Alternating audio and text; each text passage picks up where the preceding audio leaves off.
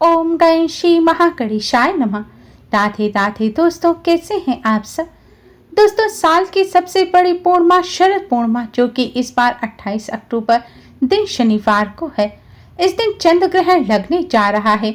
इस चंद्र ग्रहण की खास बात यह है कि यह भारत में भी दिखाई देगा, इसलिए इस ग्रहण के सूतक भी भारत में मान्य होंगे और ग्रहण और सूतक काल के दौरान नियमों का पालन भी किया जाएगा।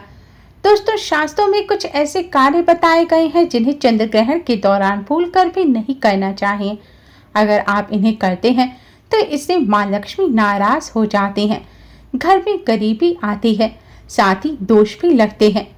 ग्रहण एक अशुभ काल ही नहीं है, इस दौरान कुछ कार्य ऐसे होते हैं जिन्हें अगर कर लिया जाए तो किस्मत पलटते देर नहीं लगती।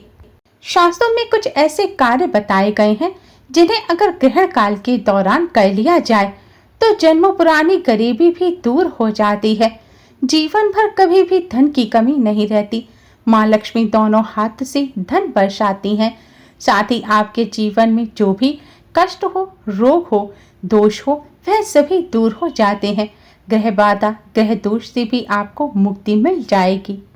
तो आइए दोस्तों, जानते हैं कि चंद्र ग्रहण के दौरान क्या ऐसे कार्य हैं जिन्हें नहीं करना चाहिए और कौन से ऐसे कार्य बताए गए हैं जिन्हें चंद्र ग्रहण के दौरान करने से फूटी किस्मत भी चमक जाती है। दोस्तों, वीडियो में आगे बढ़ने से पहले आपसे रिक्वेस्ट करते हैं कि वीडियो को लाइक कर अपने फ्रेंड्स के साथ शेयर जरूर कर दीजिएगा और कमेंट बॉक्स में जय माँ लक्ष्मी, जय चंद्रदेव जरूर लिखें। और अगर आपने अभी तक चैनल को सब्सक्राइब नहीं किया है तो चैनल को सब्सक्राइब जरूर कर लें। दोस्तों, आइए सबसे पहले जानते हैं चंद्र ग्रहण और उसके सूतक कब शुरू होंगे। चंद्र ग्रहण की शुरुआत 28 अक्टूबर की रात 11:32 पर हो जाएगी और इसका परम ग्रास रात 1:44 पर होगा। इस चंद्र ग्रहण का अंतिम स्पर्श देर रात 3:55 पर होगा, यानी कि चंद्र ग्रहण 28 अक्टूबर की रात 11:32 पर शुरू होकर देर रात 3:55 पर समाप्त होगा। क्योंकि यह ग्रहण भारत में दिखाई देगा, इसलिए इसके सूतक भी भारत में मान्य होंगे। इस चंद्र ग्रहण के सूतक 28 अक्टूबर की दोपहर 2:52 पर शुरू हो जाएंगे। बच्चे, वृद्ध और अस्वस्थ लोगों के लिए सूतक रात 8:52 पर मान्य होंगे। इस चंद्र ग्रहण के सूतक ग्रहण के साथ ही देर रात 3:55 पर समाप्त होंगे। यह ग्रहण पूरे भारत में दिखाई देगा।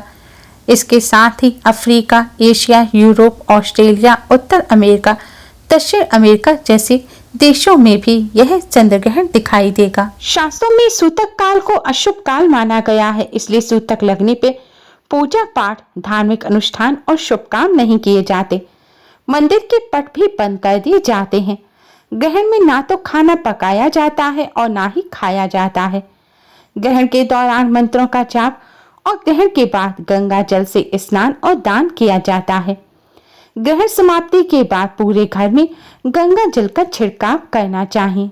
ऐसा करने से घर पर ग्रहण का दुष्प्रभाव नहीं पड़ता।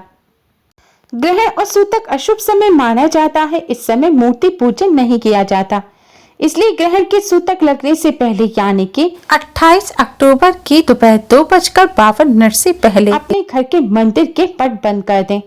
मंदिर पर कोई कपड़ा डाल दें, जिससे आपको भगवान जी के दर्शन ग्रहण और सूतक काल के दौरान ना हो।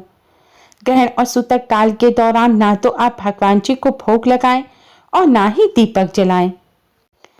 ग्रहण और सूतक काल के दौरान मूर्ति पूजन नहीं किया जाता।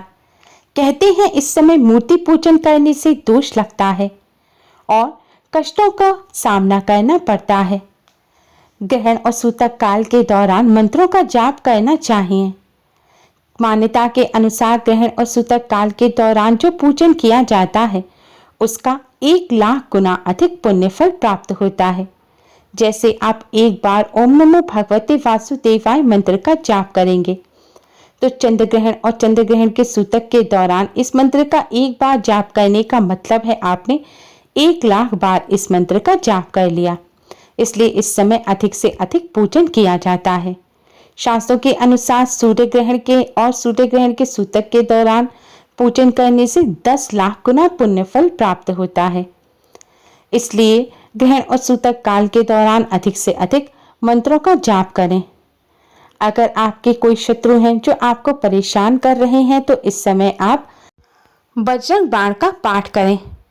अगर आपके ऊपर कोई ऊपरी संकट है, किसी बुरी शक्ति का साया है, किसी की रोक टोक लगी हुई है तो इस समय माँ काली के मंत्र ओम ऐं ह्रीं क्लीं चामुंडाय विद्महे का जाप करना चाहिए। हनुमान चालीसा का जाप करना भी शुभ होता है। संतान की कामना करने वाले लोगों को और गर्भवती महिलाओं को इस समय सुंदर कांड का पाठ करना चाहिए। इसके साथ ही रुद्राष्टक का पाठ करना भी बहुत शुभ माना गया है।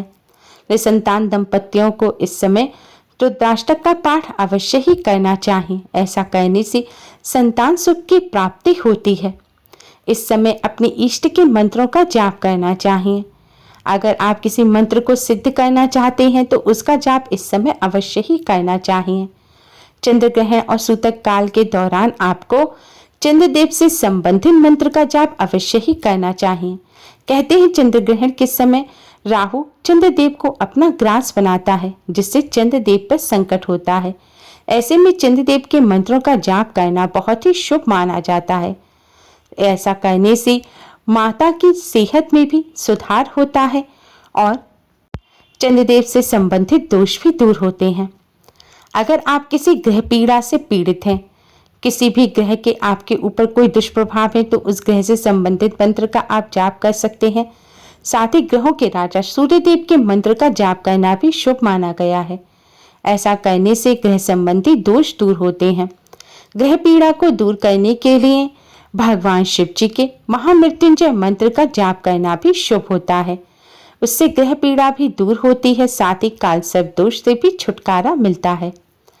पितरों की आत्मा की शांति के लिए इस समय गीता के 7वें अध्याय का पाठ करना बहुत शुभ माना जाता है। ऐसा करने से पितरों की आत्मा को शांति तो मिलती ही है, साथ ही पितृदोष भी दूर होता है। शनिदेव से संबंधित दोषों से राहत पाने के लिए शनिदेव के मंत्रों के जाप के साथ ही हनुमान चालीसा का पाठ करना चाहिए। हनुमान चालीसा का पाठ करने से शनिदेव से संबंधित दोष दूर हो जाते हैं। जिन लोगों के विवाह में दिक्कतें आ रही हैं उन्हें इस समय ओम उमा महेश्वराय नमः भगवान शिव मां पार्वती के इस मंत्र का जाप करना चाहिए।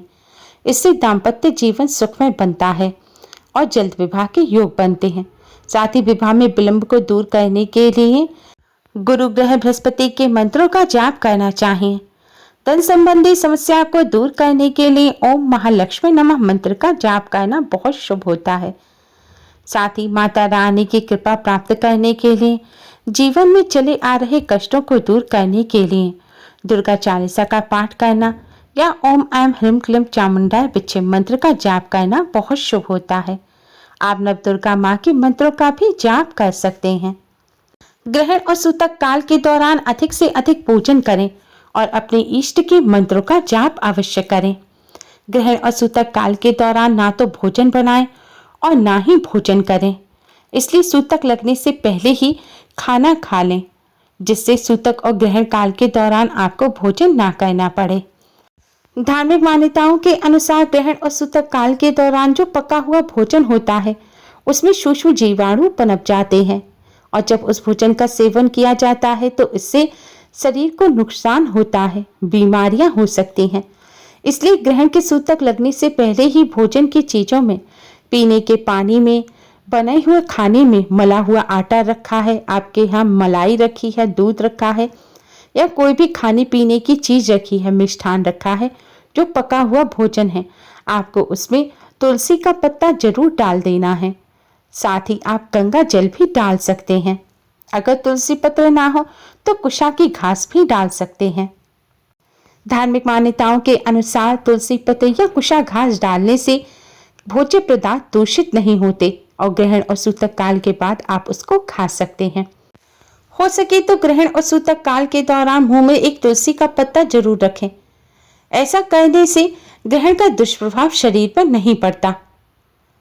दोस्तों, ग्रहण के दौरान बहुत सी नकारात्मक शक्तियां बढ़ जाती हैं। नकारात्मक शक्तियों का प्रभाव बहुत बढ़ जाता है।